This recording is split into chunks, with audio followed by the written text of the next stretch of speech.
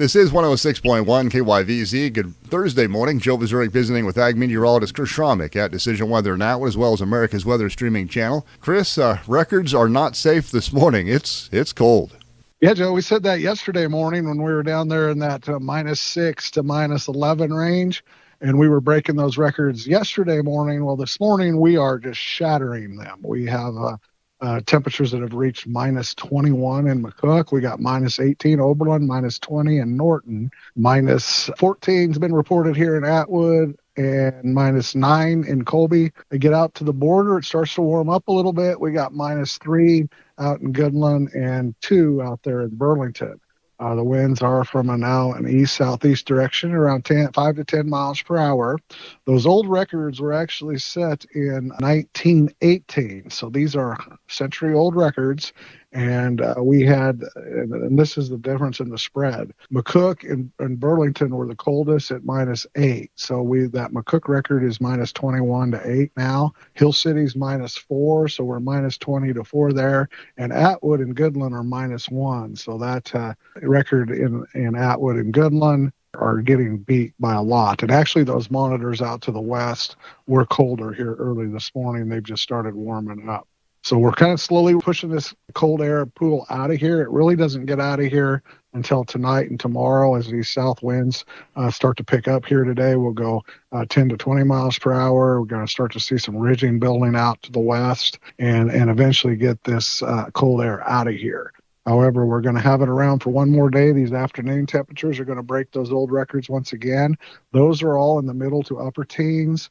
We're going to struggle to get, with this cold start, we're not going to get too much past 10, I don't believe. We may get some temperatures out there around 16, Burlington, Goodland, where it's a little warmer start.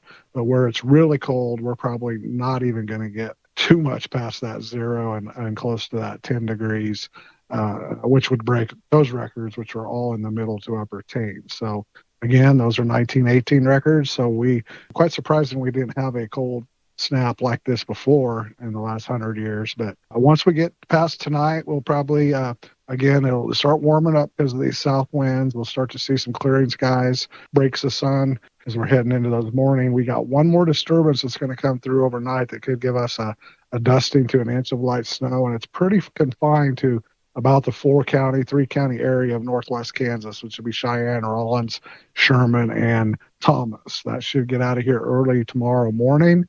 Those lows, again, will be 0 to 5 somewhere.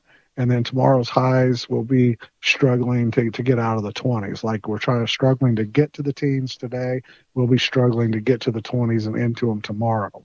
We are going to forecast an upper 20 out on the Colorado line, maybe a low to mid 20 on 25, and maybe an upper teen to 20 out there where, as you go northeast, where that colder air is a little more denser. Get past Friday, then the warm up begins. This high pressure ridge will move over the area.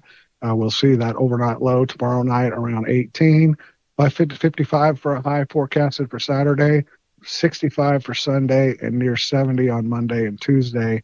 They're not quite record breaking, but they're more 25, 30 degrees above normal. Those temperature readings are going to be 20 to 25 degrees above normal for February, and could be close or near record temperatures from the cold to the warm in just 4 days. So that's what we're looking at there. Beyond that, we got a system that'll come through on Wednesday, could give us a shot of rain or snow, drop those temperatures into the 40s for a day. Then we're back up into the 50s and 60s to end March and to end February and start the month of March. All right. Once again, that's Ag meteorologist Chris Sramek at Decision Weather Now, as well as America's Weather streaming channel. For KYVZ Radio, I'm Joe Vazurek.